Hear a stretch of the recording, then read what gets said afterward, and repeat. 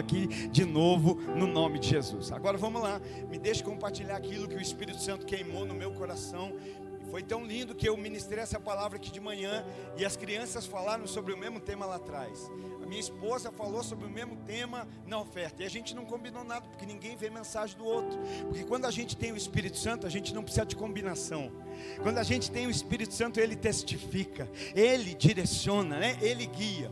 E eu quero falar nessa noite debaixo do tema: quando o sonho se torna realidade. Tem sonhador aqui nessa noite? Será que algum sonhador veio ao culto nessa noite? E eu quero falar debaixo desse tema: quando o sonho se torna realidade. Quantos têm sonhos aqui nesse lugar? Porque é muito bom sonhar, irmãos, não é? Mas melhor do que sonhar é ver o sonho se tornando realidade. Melhor do que nós sonharmos é ver o nosso sonho acontecendo. E deixa eu te lembrar, Deus ainda realiza sonhos. Eu vou falar desse lado que está mais avivado. Deus ainda realiza sonhos. Ainda mais quando os sonhos estão alinhados com o sonho dEle.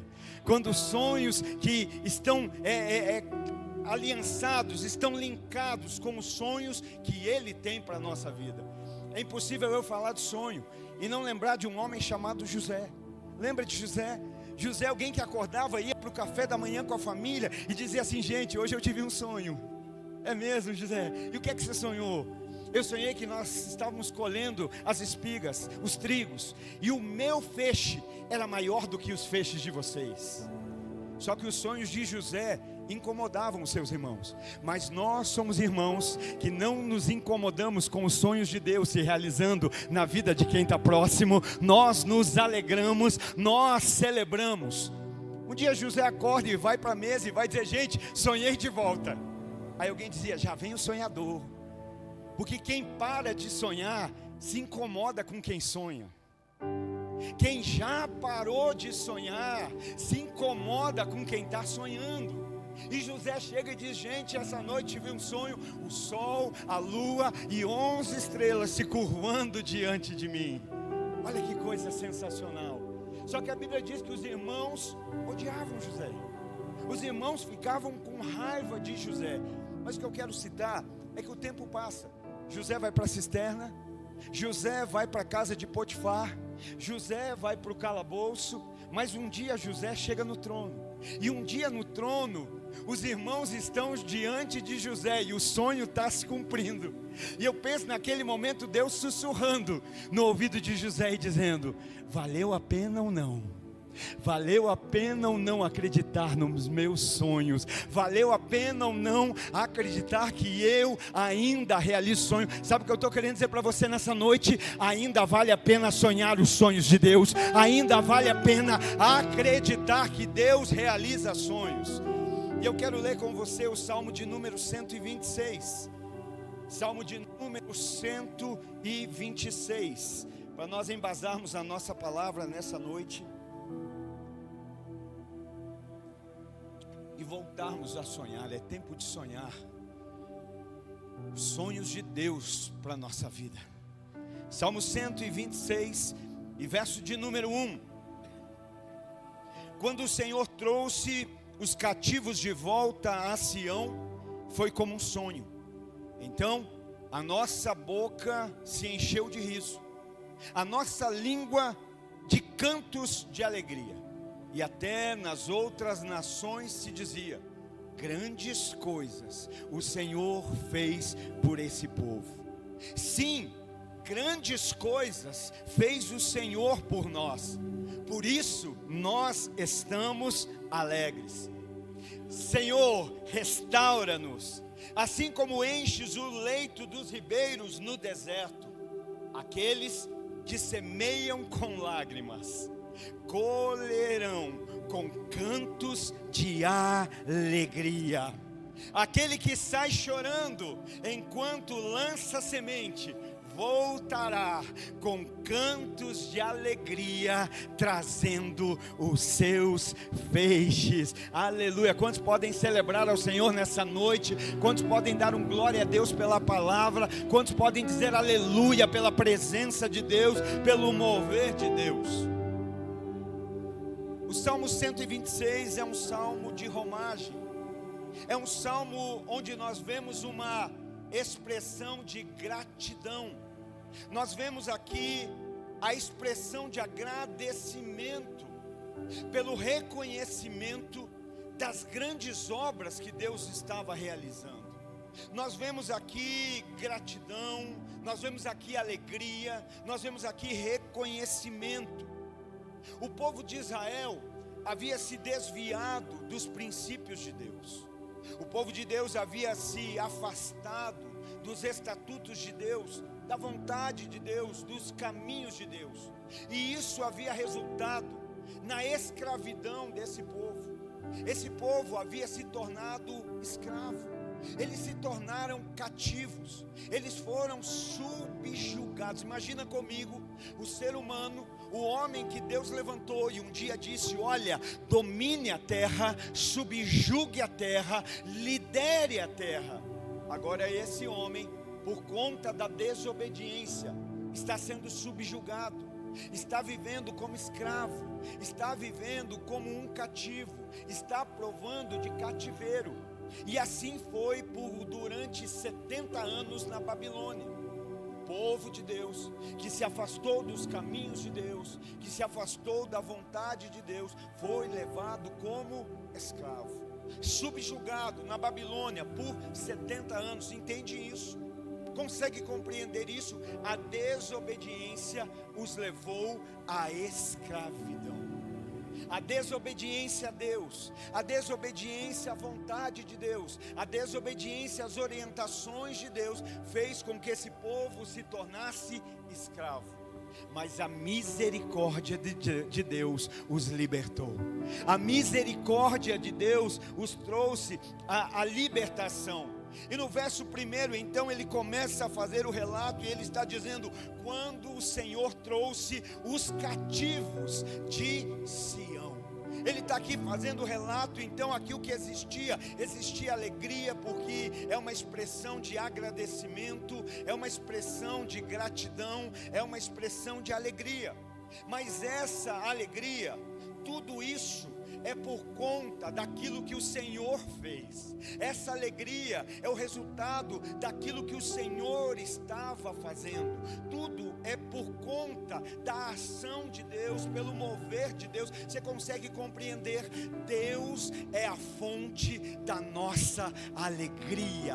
Deus é a razão do nosso contentamento. Deus é a fonte da nossa esperança. Nele nós podemos nos alegrar, né? O Senhor fez tudo e tudo é por conta da ação de Deus. Quando o Senhor operou, Ele transformou a condição do povo. Quando o Senhor agiu, Ele mudou a história daquele povo, Ele mudou a condição. Eles estavam cativos, mas foram libertos. Eles estavam em terra estranha. Lembra quando o salmista diz: o povo chegava e dizia: cadê os hinos? Cadê os cânticos? E eles diziam: como cantar em terra estranha? Como entoar cânticos em terra estranha? Mas esses mesmos que estavam cativos foram libertos. Esses mesmos que estavam em terras estrangeiras foram repatriados, foram trazidos de volta à sua terra. Será que isso é motivo de alegria? Será que isso é motivo de celebração? Pensa comigo: ser tirado de uma terra aonde você era escravo, ser tirado de uma terra aonde você era estrangeiro, ser tirado de uma terra onde não era o seu lugar e ser feito, se tornar em Cristo liberto, estar agora aonde você deveria estar, no seu devido lugar, na sua devida posição desde a origem. Foi isso que eles estavam vivendo. E a resposta que ele dá é o quê? Quando o Senhor trouxe os cativos de Sião, foi como um sonho. Ele diz: nós estávamos como quem sonha. Irmão, como é bom sonhar. Eu estou falando de sonho, não de pesadelo. E como é bom sonhar. Tem alguns sonhos que a gente não quer nem acordar, não é verdade? Tem sonhos que a gente sonha, que você acorda e você fala: eu não queria nem ter acordado. Eu não queria nem ter acordado. Esse sonho estava tão bom, eu queria ficar lá. Estava tão bom. Porque sonho é uma referência daquilo que é bom. Sonho é uma referência daquilo que traz alegria. Sonho é uma referência daquilo que muitas vezes está até acima do que a gente esperava. Sonho é uma referência daquilo que até mesmo estava acima das nossas expectativas. Mas eu tenho algo para te dizer hoje. Se você confia em Deus, se você crê em Deus, se você decidiu obedecer, se você decidiu caminhar segundo a instrução, a palavra, a direção que Deus tem para a sua vida, deixa eu te dizer, se prepara para começar a viver acordado aquilo que você tem desejado, sonhando. Não, eu vou repetir para você entender e glorificar. Se você fez de Deus a tua base, o teu alicerce, se você fez da tua palavra a direção, se você escolheu viver segundo a vontade de Deus, se prepara para começar a viver acordado aquilo que você já deslumbrou sonhando. Eu creio, vislumbrou sonhando, vai acontecer no nome de Jesus. Se prepara, vai viver acordado aquilo que você já viveu sonhando, ou que está vivendo sonhando. Só que nós precisamos compreender que o homem jamais vai conseguir fazer aquilo que só o Senhor pode. O povo está alegre, o povo está grato, o povo está celebrando, o povo está como quem sonha. Mas por quê? Porque o Senhor fez algo, porque o Senhor operou, porque o Senhor interagiu, porque o Senhor interviu, porque o Senhor se manifestou, porque o Senhor é confiável, é fiel, Ele não falha, não desampara. Ele é o nosso abrigo, Ele é o nosso sustento, Ele é o nosso socorro, bem presente no momento da angústia. Tudo é dele, por Ele, para Ele são todas as coisas. Sem Ele nada do que existe existiria. E aí o homem precisa compreender: o homem não pode fazer aquilo que só Deus pode. Compreendeu? Senão eu vou explicar. Não tem como um cativo se libertar. Somente alguém livre pode libertar um cativo. Por isso a Bíblia diz em João capítulo 8, verso de número 36: pois se o Filho vos libertar, verdadeiramente sereis livres. Sabe qual é o nosso problema? Que a gente ainda não entendeu quem é. Talvez saímos da Babilônia, mas continuamos vivendo como escravos. Não basta sair da Babilônia, precisamos ter arrancada de nós a mentalidade babilônica. Não basta sair do Egito, é necessário tirar o Egito de dentro de nós. Porque se não saímos da Babilônia, saímos do Egito, mas continuamos vivendo como escravos. Hoje pela manhã, no culto de manhã, eu conversava com um irmão que ele falava de um estudo que se você reclama muito do trabalho, aquilo começa a gerar, não sei se ele deu lá o nome, agora eu não me lembro, cortisol, algo assim, eu não quero falar bobagem, mas gerava algo que aquilo trazia estresse. Tem alguém que de pensar no trabalho fica estressado? Tem alguém de pensar que amanhã é segunda-feira e você tem que trabalhar, já começa a dar tremelique? Talvez porque a gente fica reclamando do ambiente que está, porque a gente vai para lá como um escravo e não como um enviado. A gente vai para aquele lugar, ó, o escravo indo trabalhar, vamos lá. Não, eu e você não somos escravos nessa terra, nós somos enviados. José, aleluia. Não vai aplaudir, aplaude para Jesus, aplaude fazendo barulho, aplaude como alguém que é livre, aleluia, como alguém que entendeu quem é em Cristo Jesus. Por que José na cisterna está calado? Porque José não está ali como escravo, está ali como enviado. José vai para a casa de Potifar. Você acha que o sonho da carreira de José era ser mordomo de Potifar? Você acha? Lá nas pretensões de profissão, o meu sonho é ser mordomo na casa de Potifar. Mas ele está lá, não como um escravo, mas sim como um enviado. E como enviado, aleluia, ele está lá abençoando aquele lugar. Eu imagino ele abençoando. Eu imagino ele lá organizando a casa e dizendo: por ele, eu estou queimando, eu estou gastando a minha vida, e ele virá, soberano em poder, ele virá.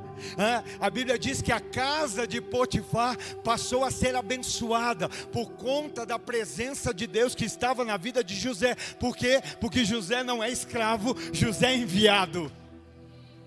E ele está lá abençoando. A gente como escravo vai para o trabalho, reclama do horário, reclama do salário, reclama do patrão.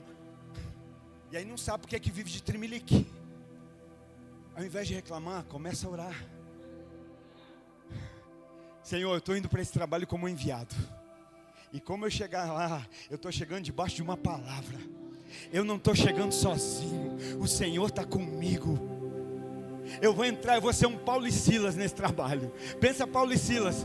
Como é que alguém consegue à meia-noite, surrado, castigado, preso, cantar, louvar e adorar? Porque entendeu que não é um escravo, entendeu que é um enviado, que algo maior está por acontecer, que algo maior. Tem gente que se sente escravo dentro da igreja, irmão.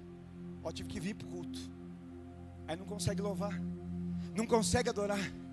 Vim bater cartão. Não, eu não vim para bater cartão, eu vim para entregar adoração. Deus não está olhando para o meu cartão batido, Deus está olhando para a minha adoração entrega. A minha adoração que está sendo entregue. Lembra João capítulo 4, Jesus senta à beira de um poço para conversar com uma mulher, e ela vai falar de adoração, não para afrontar, não para confrontar, porque ela queria saber: Senhor, aonde nós devemos adorar? É aqui, é ali, aonde? Vocês adoram em Jerusalém, nós adoramos em Samaria, agora o que fazemos? Mulher, se você soubesse o ciclo, se você soubesse a estação, você não ficava perdendo tempo com mediocridade. Se você discernisse as estações do tempo, lembra da volta de Jesus? Vocês saberão, vocês vão discernir. Tem gente que por não discernir o tempo, está perdendo tempo com bobagem, está perdendo tempo com superficialidade. Mulher, aleluia. Quantos vieram buscar a Jesus nessa noite? Quantos vieram buscar ao Senhor nesse lugar? Aleluia. Deixa eu dar uma notícia para você. Existe uma grande multidão aqui buscando a Deus, amém? Mas você sabia que existe um grupo de pessoas que é Deus quem busca? Uau! Nós estamos aqui, jovens, alguns mais idosos, crianças, homens, mulheres, buscando a Deus. Mas existe um grupo que é Deus quem busca. É Deus lá do céu que olha e diz: cadê? Deixa eu ver se lá na Arquelau de Almeida Torres 2259, lá na Lagoinha Araucária, nessa noite eu estou achando esse grupo. Que grupo é esse? Senhor, aonde nós devemos orar? Qual é o horário do melhor culto? Qual é a melhor igreja? Qual é a melhor denominação? Qual é o melhor lugar para se adorar? Mulher, deixa eu te dizer algo. Está chegando a hora, e de fato já chegou, em que o Pai procura os verdadeiros adoradores, aqueles que o adoram em espírito e em verdade. Aleluia. Volte a acreditar que Deus realiza sonhos. Deus transforma sonho em realidade. Ninguém pegou? Vou repetir. Deus é poderoso para transformar sonho em realidade. Mas sabe qual é a capacidade do homem? Transformar sonho de Deus em pesadelo. Não é? O homem tem a capacidade de transformar bênção em maldição. Deus projeta, Deus planeja, Deus executa. É só o homem viver, e o homem consegue ir lá estragar o que Deus fez. Sim ou não? Por isso, nessa noite, volte a depender, volte a acreditar que Deus pode. Não importa quantas vezes você errou, o que importa é a tua disposição daqui para frente, dizer: Senhor, é com o Senhor, daqui para frente eu me entrego por inteiro, eu não vou mais tentar fazer, eu só quero viver aquilo que o Senhor já fez. E sabe por que isso é importante? O verso 2 responde: então. O que significa esse então? Depois, como resultado, como consequência do que? Do Senhor ter trazido os cativos de volta a Sião. Qual é o resultado? Então se encheu a nossa boca de riso. Acho que eu ia ouvir um riso aí, irmão. Você não precisa de uma boa piada para sorrir. Você só precisa se lembrar que o Senhor, o teu Deus, te libertou, te salvou, te curou, te restaurou, te renova todas as manhãs, te sustenta. A nossa boca se encheu de riso. E a nossa língua, eu profetizo em nome de Jesus que na língua da igreja só vai ter cânticos de alegria, só vai ter palavras de alegria, só vai ter palavras de vida. Nós cancelamos, nós declaramos a falência da fofoca, da maledicência, de todo o mal proliferado pela língua. A nossa língua é instrumento de vida, a nossa língua é instrumento de manifestar alegria.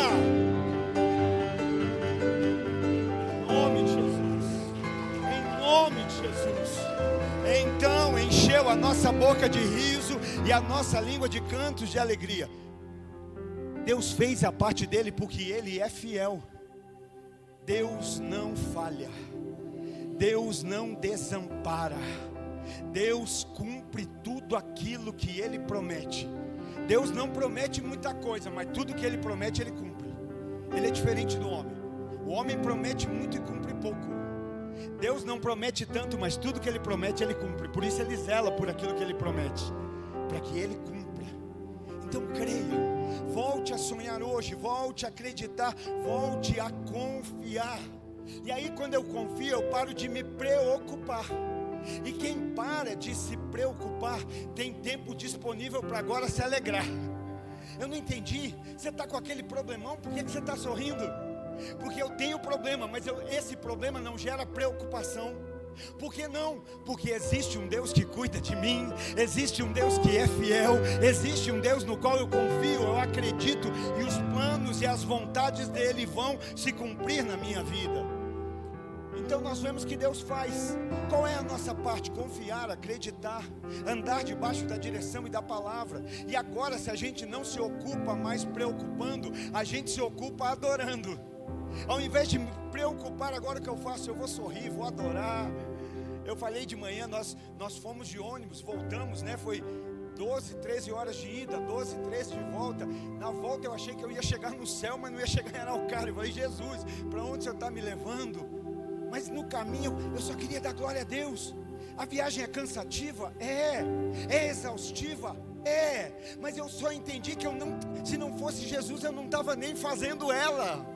Se não fosse Ele, eu não tinha ido para onde eu fui. Não sei se você está entendendo. Nós estamos numa viagem que, se não fosse Jesus, nós nem estaríamos nela. O destino não seria o que é. Por isso hoje, ainda que possa parecer que está demorando, eu não me preocupo. O que eu fazia no meio da viagem? Primeiro eu olhava para a paisagem de fora, que era bonita, mas depois eu olhava para a paisagem que estava do meu lado, que era minha esposa, que era mais linda ainda. Aí eu descansava. Sabe o que eu estou querendo dizer? Desfruta da viagem. Para de se preocupar com os percalços e começa a desfrutar do caminho, desfrutar da viagem. Eu tenho uma viagem, está garantida, eu sei o meu destino e agora eu posso me alegrar. Tem alguém aqui que entende qual é o seu destino, que quer nessa noite desfrutar ainda mais? Desfrute. Sabe, aqui nós começamos a entender a nossa parte. Você tem noção do que Jesus fez por você? Irmão, deixa eu fazer uma pergunta aqui. Quem aqui ficaria feliz se você recebesse aí no teu celular agora uma mensagem do tipo assim: olha, o fulano pagou para você a tua conta de luz desse mês? Alguém ficaria feliz? Saiu até um glória a Deus aí, ó. Vou falar de volta. Chega uma notícia no teu celular: olha, alguém acabou de pagar a tua conta de luz do mês. Ficaria feliz? Não, eu vou aumentar o nível, eu vou aumentar a unção. De repente você recebe uma notícia do tipo assim: olha, essa pessoa pagou para você a fatura do teu cartão de crédito desse mês. Ninguém pagou a tua luz, ninguém pagou a tua conta de cartão de crédito, mas alguém pagou o salário do pecado. Alguém nos deu vida eterna, alguém nos redimiu, alguém nos restaurou, alguém nos justificou, alguém nos regenerou. Jesus nos deu vida eterna. Aleluia! Como você fica? Você viu? Eu falei da conta de luz, você fez assim. Eu falei da conta do cartão. Eu estou falando da vida eterna que Cristo nos deu. Nos livrou da condenação, nos livrou do salário de morte e nos deu uma vida eterna com Ele. Vida nova. Dá para se alegrar ou não? É para encarar agora o boleto. Jesus é bom. Sabe, Ele nos resgatou das garras do pecado. Ele nos livrou da condenação, da morte eterna. Ele nos tirou das trevas. Colossenses 1,13 diz isso. Pois Ele nos resgatou do domínio das trevas. Por que o povo está feliz? Porque quando o Senhor trouxe os cativos de Sião, o que o Senhor fez? O Senhor tirou o povo da Babilônia e trouxe para Sião. Eles ficaram felizes. E nós? Colossenses 1,13 está dizendo: Ele nos resgatou do domínio das trevas. E o que Ele fez? Agora Ele nos transportou para o reino do seu Filho amado.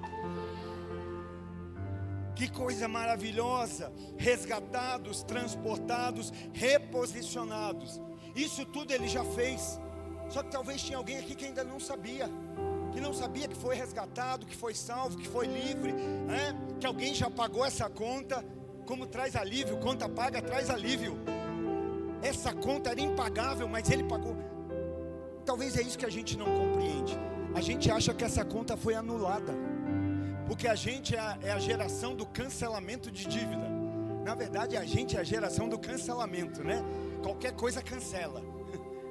E aí a gente pensa, essa dívida foi cancelada. Porque Romanos 3 diz: o salário do pecado é a morte. Essa dívida não foi cancelada, essa dívida foi paga. É diferente. Não foi, vamos, não cobra mais não. Alguém disse, eu vou pagar. Eles não podem pagar, eles não suportariam pagar. Por isso que você tem que estar aqui semana que vem, tá bom? Sexta, sábado e domingo para compreender. Eles não poderiam pagar, mas eu vou pagar. Alguém pagou essa conta. E hoje o que nós fazemos? Obrigado, Deus. Te louvamos, te agradecemos. Ah, Senhor, tem riso, tem alegria, tem cântico de alegria. E na continuação do verso 2 o texto diz: e até nas outras nações se dizia: grandes coisas fez o Senhor por esse povo. Cadê as pessoas aqui que Deus fez grandes coisas para você? Cadê as pessoas aqui que entenderam que foram salvas, redimidas, justificadas, regeneradas, transportadas das trevas para o reino do seu Filho amado? A minha pergunta é: será que a tua família está vendo isso? Será que os teus vizinhos estão vendo isso? Porque aqui ele está dizendo, até as outras nações estão reconhecendo: Deus tem feito grandes coisas na vida desse povo. A gratidão entre eles era tanta, que as pessoas ao redor, as nações ao redor viam: olha, o Senhor tem sido bom, o Senhor tem operado. Esse povo aí já foi escravo, esse povo já foi exilado, mas agora eles estão libertos. E libertos não tem outra forma de viver senão com alegria. Irmão, hoje eu vi um vídeo que eu fiquei em crise. Alguém postou lá 12 homens que estão no corredor da morte, que estão em presídios e que estão cumprindo pena de morte. Mas os 12 haviam entregado a sua vida para Jesus e estavam sendo batizados. Estão no corredor da morte na terra, mas já estão no corredor da vida eterna no céu. Sabe o que eles estão dizendo? Tem gente aqui que tinha tudo para ter vida e está no corredor da morte e ainda não entendeu. Eles estão lá presos, mas são livres. Não, que loucura. Eles estão lá condenados à morte da carne, mas no Espírito já são livres. No Espírito já são novas criaturas. No Espírito, lembra dos 2 ladrões? A gente acha que quem vai inaugurar vai ser o santão, né? Sabe tudo de Bíblia, sabe tudo dos mandamentos. Jesus, se tu és quem tu és, desce daí, tira a gente daqui também. O outro vai dizer, por que você está falando assim com ele? Ele não merecia estar nesse lugar. Não estou dizendo que a gente não tem que buscar santidade e andar em santidade. Só estou dizendo para a gente não viver uma falsa religiosidade. Olha, nós merecíamos estar aqui, ele não. Por que você está falando isso? Jesus, lembra de mim quando entrares no paraíso. Lembra de mim quando entrares no teu reino. Lembra de mim quando entrares no teu reino. Jesus vai dizer, em verdade te digo que hoje você vai inaugurar ele comigo. Em verdade te digo que hoje ainda estarás comigo. Tem religioso que entra em crise. Com quem Jesus está chegando no reino? Com um ex-ladrão, mas que agora conheceu Jesus e teve a vida mudada. Ainda que foi no final da sua história, porque é possível. Sabe, a gente precisa se posicionar. Aleluia. Talvez, irmão, você não tenha tudo que você gostaria. Se você me perguntar, pastor, você tem tudo que você gostaria? É claro que não. Mas tudo que eu tenho já é mais do que suficiente para eu adorar, louvar, bendizer, celebrar, glorificar a Ele em todo o tempo. Em todo tempo, em todo tempo, em todo tempo, em todo tempo. Sabe, a nossa posição de adoração fará com que todos ao redor reconheçam grandes coisas tem feito o Senhor. E aí eu acho lindo que no verso 3 o salmista diz assim: sim, grandes coisas tem feito o Senhor por nós. Você entendeu? Há uma repetição aqui. Verso 2: até nas outras nações se diziam, grandes coisas tem feito o Senhor por esse povo. Verso 3, o salmista diz, sim, grandes coisas tem feito o Senhor por nós. A pergunta que nós devemos fazer para cada um de nós hoje é: o que as pessoas mais veem a gente repetir? Quais são as palavras que se repetem? Já viu gente que fala assim para você: eu não quero mais ouvir isso, porque o que você repete ofende. O que você repete não é bom, mas esse povo está tendo uma repetição. Qual é a repetição? Grandes coisas tem feito o Senhor por nós. Eu quero te dar um conselho para você andar, para você fluir, para você crescer e avançar. Todas as vezes que o diabo te sugestionar algo para você ficar infeliz. Pastor, é o diabo que faz isso? Você acha que o Espírito Santo vai chegar e dizer assim: entra em crise porque você não tem um cargo. Olha, sai desse lugar porque você não tem o emprego que você merece. Você não ganha quanto você acha. Olha, sai dessa igreja porque ninguém te reconhece. Você acha que é o Espírito Santo agindo? Mas todas as vezes que o diabo tentar te inflamar para você reclamar, para você ficar mal, para você murmurar, porque às vezes a repetição que tem na nossa vida não é adoração, é murmuração. Às vezes a repetição que tem não é adoração, é reclamação. Todas as vezes que ele for te impulsionar a reclamar, a maldizer, a ser maledicente, a reclamar, sabe o que você vai fazer? Você vai colocar essas palavras na tua boca: grandes coisas tem feito o Senhor por nós. Quando ele disser, esse lugar era para ser teu, grandes coisas tem feito o Senhor por nós. Olha, ela ganhou, você não. Grandes coisas tem feito o Senhor pelo seu povo. Use a sua boca como instrumento de vida, de cura. Deixa o Espírito Santo usar a tua boca. Só lembra, grandes coisas tem feito o Senhor.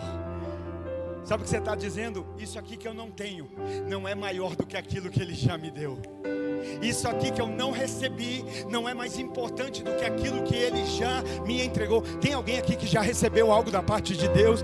Salvação, cura, libertação, transformação, avivamento. A razão da nossa alegria é quem Deus é. A razão da nossa alegria é o que Ele já fez. Ele já nos libertou. Mas no verso 4, o salmista fala algo que me deixou curioso. Porque ele disse assim: Senhor, restaura-nos. Restaura-nos. Assim como enches o leito dos ribeiros do deserto. Sabe o que eu achei maravilhoso? O salmista está expressando um desejo de restauração. O salmista está expressando um desejo de o povo ser cheio, como um leito que no deserto corre o risco de secar rapidamente. Mas ele está dizendo: Senhor, restaura-nos. Senhor, enche-nos como o leito do rio no deserto. Ou seja, só o Senhor pode fazer, só o Senhor pode preencher, só o Senhor pode completar. Sabe por que isso é importante, querido? Do que nos adianta sairmos da Babilônia e continuarmos vazios de Deus? Do que adianta sermos libertos da Babilônia, mas continuarmos vazios de Deus? A escravidão é só uma questão de tempo. Voltar a ser escravo é só uma questão de tempo. Por isso a gente precisa ter esse desejo. Senhor, restaura-nos. O Senhor já tirou de lá, mas eu sei, talvez eu saí da Babilônia, mas ainda tem muito da Babilônia em mim. Talvez eu saí do Egito, mas ainda tem muito do Egito em mim. Por isso, restaura-nos, Senhor. Por isso, enche-nos. Paulo fala em Efésios da importância de nós permitirmos ser cheios do Espírito Santo de Deus. É tão importante a gente compreender isso. E aí no verso 5 ele diz então: aqueles que semeiam com lágrimas, com cantos de alegria colherão.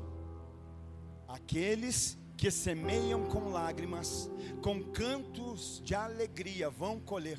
Sabe o que isso me ensina, querido?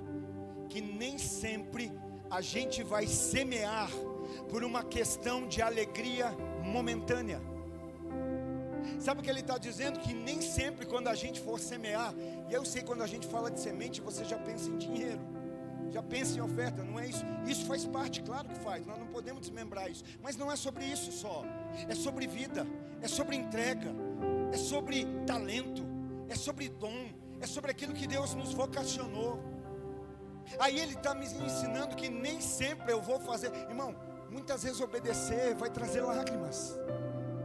Muitas vezes para obedecer a gente vai fazer chorando. Sabe, ele está me ensinando que tem horas que a gente não vai conseguir semear, obedecer, fazer sorrindo. Mas ele não está dizendo assim, quando for para chorar não faça. Ele está dizendo aquele que semeia chorando.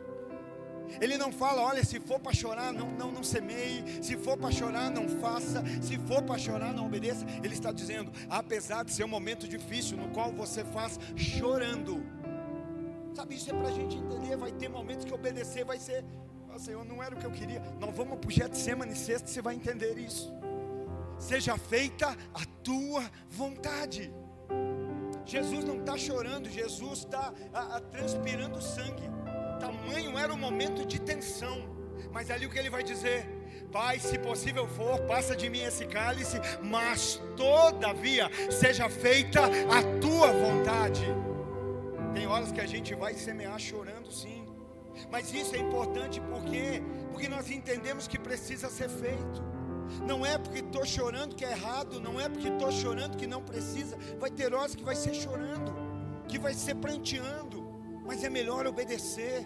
Sabe, talvez naquele momento a gente até faça chorando, mas eu tenho uma notícia para você. Se você conhece Bíblia, você sabe disso. O choro é momentâneo.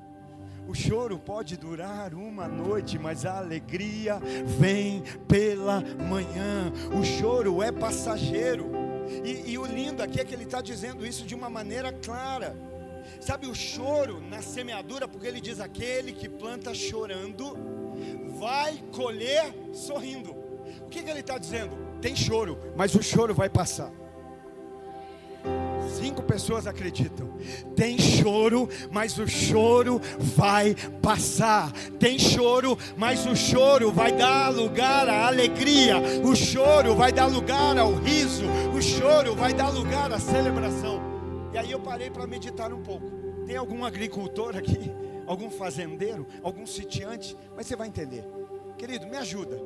A gente passa mais tempo, a gente demora mais para plantar ou para colher? Ajuda. O que vai dispensar mais tempo? Plantar ou colher? Pensa, plantar? Plantar, nós plantamos uma semente, e existem frutos que de uma semente vão gerar vários frutos. Já pensou? Você planta lá uma semente de milho, vai nascer um pé com várias espigas. E sem contar que nessas várias espigas tem vários grãos. Vamos só considerar as espigas. Mas está lá. Você lança umas... Eu sei que você está dizendo, mas tem que preparar a terra, tem que arar, tem que não sei o que, né? Eu estou falando aqui do momento de lançar a semente, porque é o que ele está falando, e o momento da colheita. Eu lanço uma semente de milho. Quanto tempo leva isso? Para lançar a semente, tapar o buraco. Vamos contar? Vamos lá. Lancei. 1, 2, 3, 4, 5, 10 segundos. Agora imagina eu no pé de milho colhendo. 1 espiga, 2 espigas, 3 espigas, 4 espigas, 5 espigas, 6 espigas, 7 espigas, 8 espigas. Faltou lugar para espiga, 9 espigas. O que você está querendo dizer, pastor? Que além do choro dá lugar para o riso, além do choro dá lugar para a alegria. O tempo de choro será menor do que o tempo de alegria. O tempo de prantear será menor do que o tempo de se alegrar. O tempo de prantear é passageiro. Daqui a pouco passa. Eu vou me envolver com a colheita. Tem uma grande colheita, a gente vai sorrir muito. Já estamos sorrindo, já estamos como quem sonha, já estamos nos alegrando. Pastor, eu não estou, então entenda algo. E antes desse algo eu vou repetir: o tempo de sorrir será maior do que o tempo de chorar. Esse choro não é eterno, esse choro é passageiro. Deus vai mudar. Eu prefiro, irmão, plantar sorrindo, plantar chorando, perdão. Eu prefiro plantar chorando do que reter sorrindo. Tem gente que retém sorrindo. Ai, que trouxa. Tá usando. Vai lá quinta-feira à tarde para dar o talento. Não está dando para um prédio. Não está dando para uma denominação. Lagoinha é um nome forte, mas existe um nome ainda mais forte sobre. Existe um nome que está acima de todo nome, e esse é o nome de Jesus, o qual um dia todo joelho se dobrará e toda língua confessará que só Ele é Senhor. Eu estou dando meu talento para Jesus. Eu estou semeando para Jesus. Alguém vai rir, vai dizer: ó, que trouxa. De vez de estar aí ganhando dinheiro, de vez de estar guardando dinheiro, de vez de estar retendo. Eu prefiro semear chorando do que reter sorrindo. Sabe por quê? Porque quem planta chorando, colhe sorrindo. Mas quem retém sorrindo, quando chegar no momento da colheita, como é que eu vou colher algo que eu não plantei? Como eu vou me alegrar como eu vou celebrar a alegria de uma colheita que eu não tenho? Porque eu retive sorrindo. Tinha do meu lado alguém que estava plantando chorando, mas agora está alegre, feliz, colhendo. Talvez eu sorri na hora de reter, mas vou chorar na hora de colher. É melhor chorar plantando do que chorar colhendo. Tem gente que fica olhando para os outros e dizendo assim: por que isso aí não está acontecendo na minha vida? Por que é que eu olho para a colheita do outro, me entristece? Porque talvez você não está. Primeiro, se você está tendo tempo para dedicar a observar o que está acontecendo na vida do outro, é porque nada está acontecendo na tua vida. Nesses dias a gente está tão ocupado com o que Deus está fazendo, que tem coisa que não é assim. Tem dia que falta hora. Tem gente que consegue notar tudo. Olha, fulano fez isso, fez aquilo, viveu isso, viveu aquele outro, deixou de fazer isso. Cuidado, porque talvez você não tenha vida própria. Quem se ocupa demais com a vida dos outros é que não está vivendo a sua vida. Me desculpe, coloque amor nas minhas palavras, por favor, porque Deus tem vida e vida abundante para você. Deus tem vida e vida em abundância para você. Quem chorou plantando vai se alegrar colhendo, mas quem se alegrou retendo vai chorar quando não tiver o que colher. Verso 6, indo para o final: aquele que sai chorando enquanto lança a semente. Olha aqui de novo, irmão, a repetição. Aquele que semeia chorando vai colher sorrindo. E agora ele diz assim: aquele que sai chorando, está entendendo? Está chorando, mas não deixa de fazer. Está chorando, mas não deixa de sair. Está chorando, mas não deixa de ir. Está chorando, mas não deixa de cumprir. Está chorando, mas não deixa de obedecer. Aquele que sai chorando enquanto lança a semente voltará com cânticos de alegria. Mas voltará de mão vazia? Não, voltará trazendo os seus feixes. Esses dias o irmão falou algo tão lindo aqui. Ele disse: gente, estende a mão aí. O pessoal estendeu. Ele falou: agora imagina que Deus está colocando uma semente na tua mão. Agora fecha a tua mão com a tua semente. Essa semente que Deus te deu é para plantar, mas você não planta, você resolve reter ela. De repente Deus volta e fala: gente, tem uma nova leva de semente e eu quero te dar. Só que a tua mão ainda está ocupada com a semente antiga que você já deveria ter semeado. E aí Deus vai dizer: como eu vou colocar uma semente nova, se nem a outra anterior que eu te dei, você se preocupou em semeá-la? Sabe, Ele está dizendo assim: aquele que lança a semente chorando, sai lançando a semente chorando, vai voltar com cantos de alegria, trazendo os seus feixes. Você entendeu aqui? Eu vou repetir devagarzinho para ver se você pega aí. Aquele que lança diga com fé, irmão, como sonhador. Tá, agora digo eu: aquele que lança a semente voltará com cânticos de alegria, trazendo diga aí, vamos lá, singular, plural. O que eu planto é singular, mas o que eu colho em Deus é multiplicado, é no plural. Aleluia, porque Deus é fiel. A semente é uma, mas a colheita são fechos. O que é que às vezes a gente está com a mão desocupada, não está carregando nada? Porque a gente está só com a semente na mão. Deus não quer que você carregue uma semente. Ele tem feixes para você.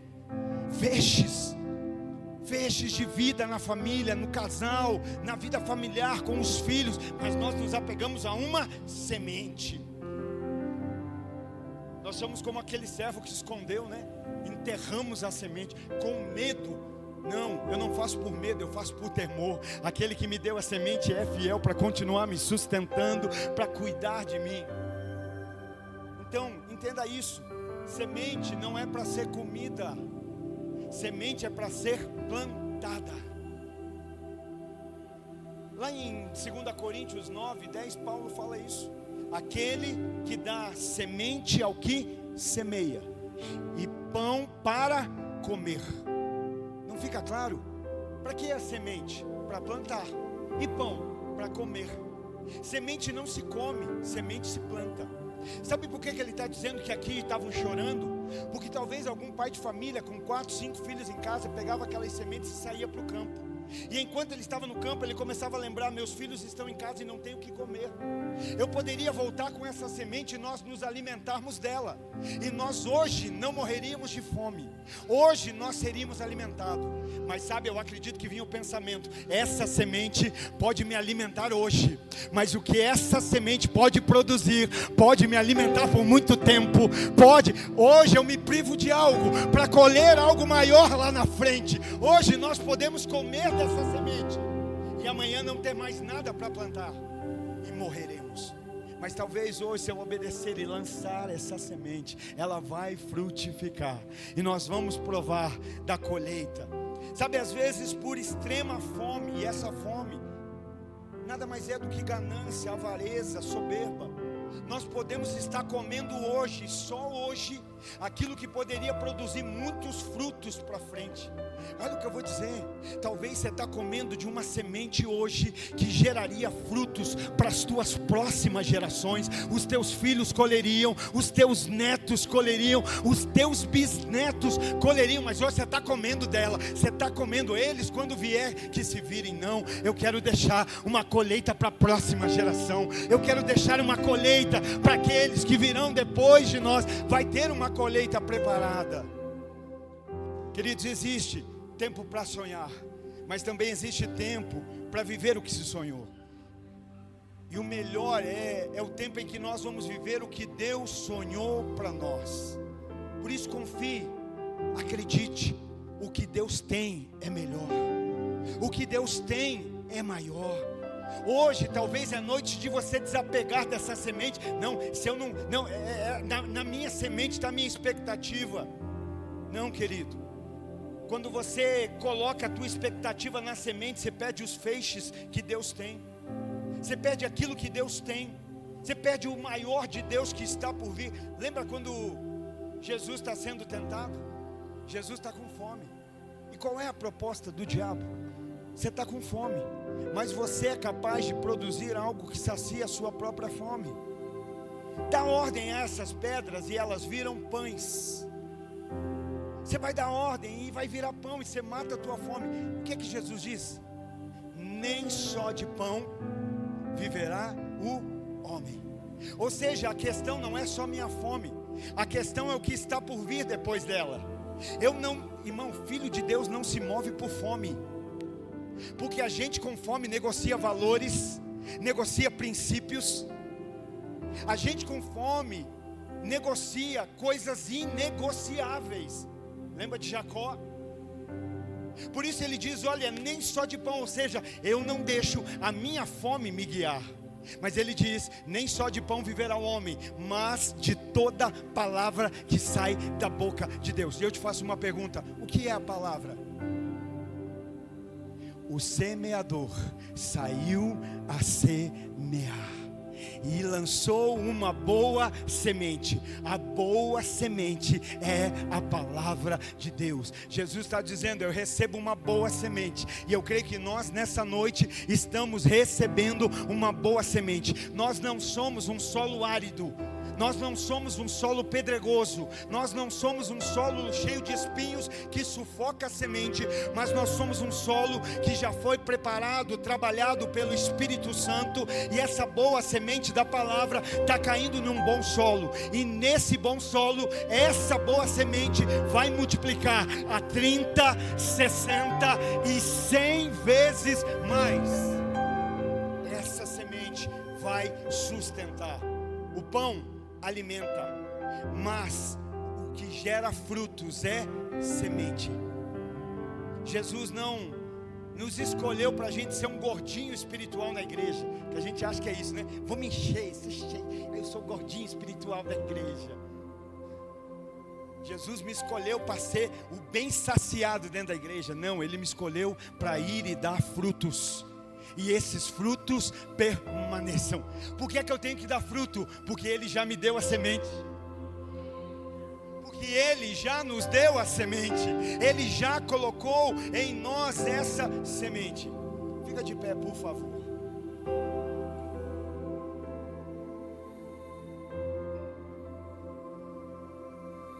A palavra é a semente.